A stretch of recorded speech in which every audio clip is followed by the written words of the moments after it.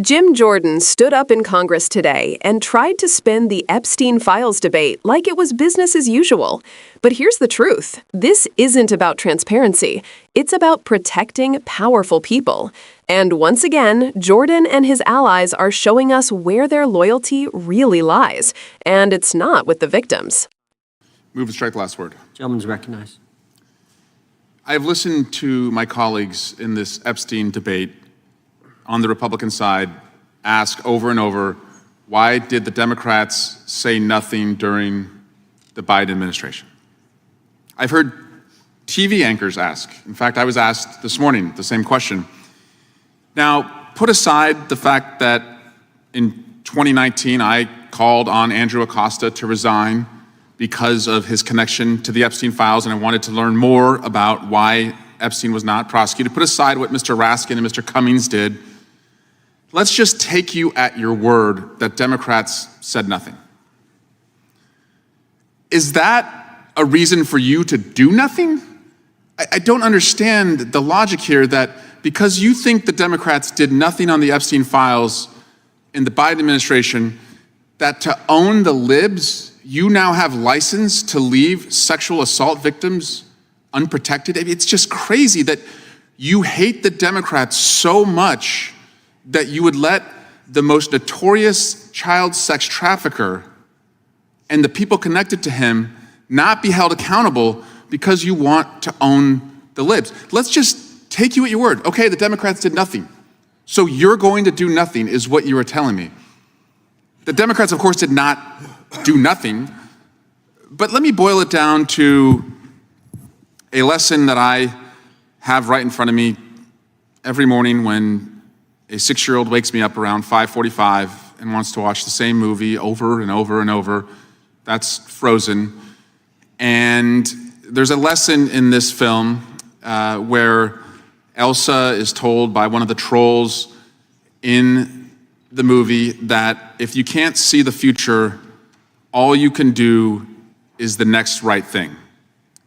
And having seen this, again, 100 times in the last couple years, my takeaway is if you don't know what's going to happen next and you can't change the past, all you can do is the next right thing. So even if you are right that the Democrats did nothing in the past, wouldn't the next right thing be to sign the discharge petition? Or are you so obsessed with just scoring political points that you would punish sexual assault victims? Is that who you are? I don't think that's who you are.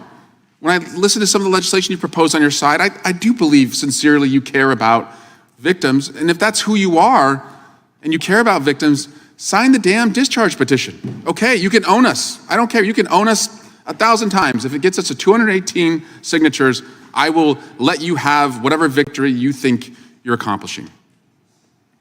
But it seems to me that you're more interested in telling me not to believe my own eyes, which is what the president is doing. The president is telling us not to believe our own eyes. And it's not just on the Epstein files and the birthday card. And by the way, guys, we can bring in a handwriting expert, but I have 2 eyes. And I know what that man's obnoxious signature looks like. And so do you. But Donald Trump has told us that he would end all wars on day one, that prices would plummet and jobs would soar. And where are we? Ukraine has never been weaker.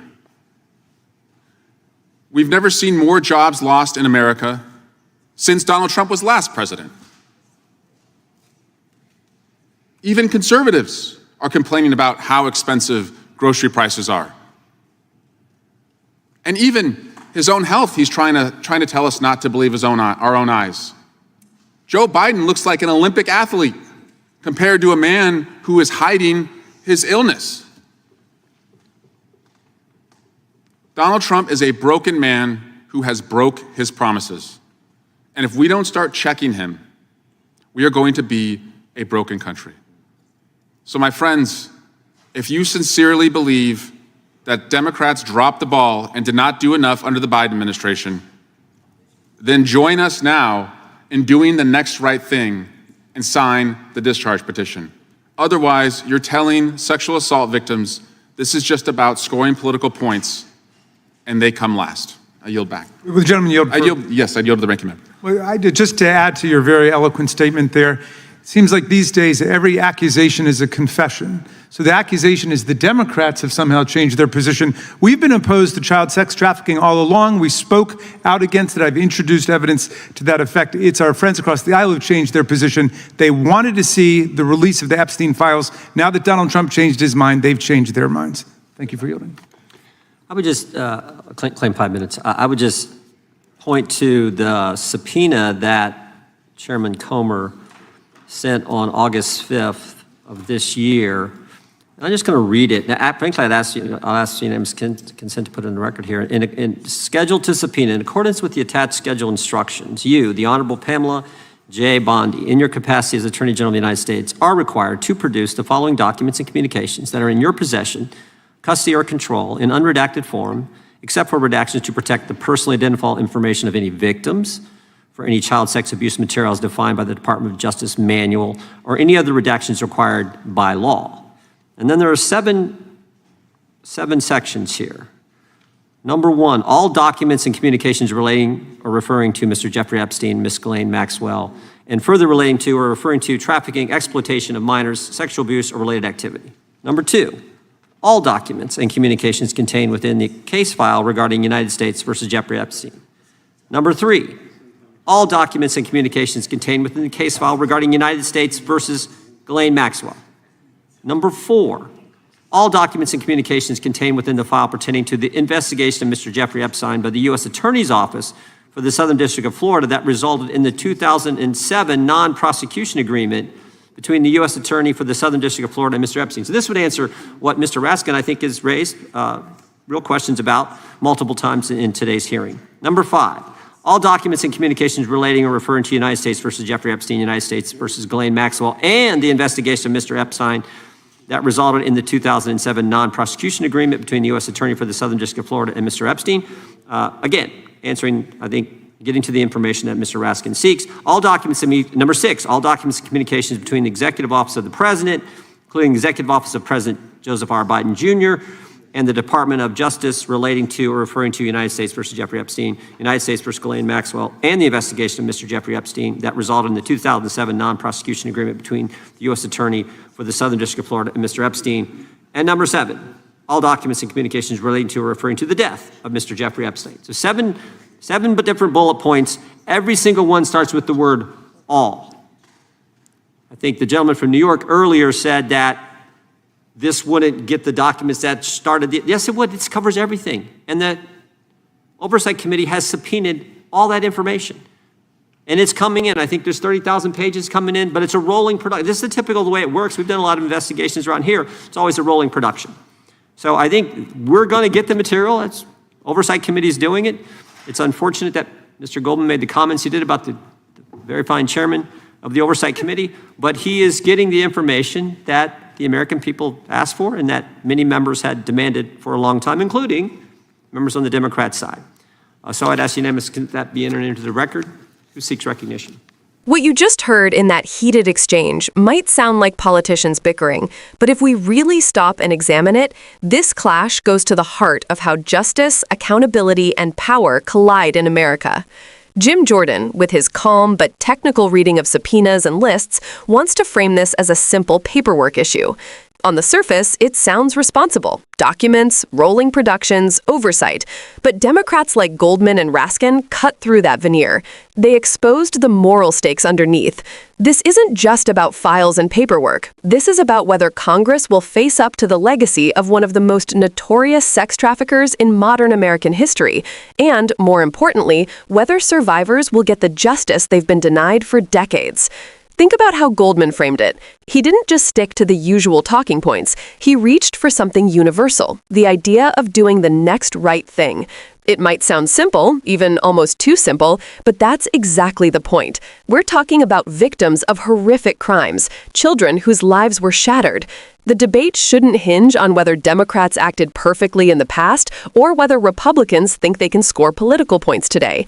The question is, what will lawmakers do right now to ensure those victims see accountability? That framing pulls us out of the political tit-for-tat and forces us back into basic human decency. Then Raskin added an even sharper lens. Every accusation is a confession. That's not just a clever turn of phrase. It's a reminder of how often in politics, the loudest accusers are projecting their own guilt. The GOP once demanded transparency on Epstein. They wanted those files released. But now that Donald Trump has shifted his stance, suddenly the urgency disappears. Suddenly excuses get made. Suddenly the subpoenas and paperwork drag on forever. That tells you something critical, not about bureaucratic processes, but about political loyalty. And once again, it's loyalty to Trump, not to victims, not to truth. This is where the conversation widens, because what Goldman pointed out about Trump is more than a side note. He connected Trump's entire approach, denial, exaggeration, rewriting reality, to this moment. Whether it's promising to end wars day one, claiming grocery prices would magically fall, or insisting his health is fine when everyone can see otherwise, Trump's strategy has always been to tell people to disbelieve their own eyes. And that's exactly what's happening here. Republicans are asking America to believe the process is working, even as survivors are left waiting, even as files remain hidden, even as justice is delayed yet again. The Epstein scandal has always been a mirror held up to power. It's not just about one predator. It's about the people who protected him, the institutions that turned a blind eye, and the politicians who only seem to care when it's convenient for their side. That's why this clash matters so much. Because if Congress can't set aside partisan warfare long enough to deliver transparency for victims of sex trafficking, then what does that say about the values guiding our politics? And here's something important for us, the public, to remember. Survivors of abuse almost always face this kind of uphill battle. Powerful people and powerful systems are invested in silence. Justice takes years, sometimes decades, because those with influence delay, deny, and distract. What Goldman and Raskin are demanding isn't radical. It's the bare minimum. Sign the petition, release the files, let the truth come out, no matter who it implicates. So the real question is simple, but deeply revealing. Do Republican lawmakers care more about protecting Donald Trump's political interests or about protecting victims? Because you can't claim to fight against child trafficking on one hand while blocking transparency on the other. And here's where you come in, because politicians don't act unless they feel pressure. Public outrage is often the only force that can push an issue like this forward. So don't just watch this as another clip from Washington. Ask your representatives where they stand. Push for accountability. Demand that the Epstein files see the light of day.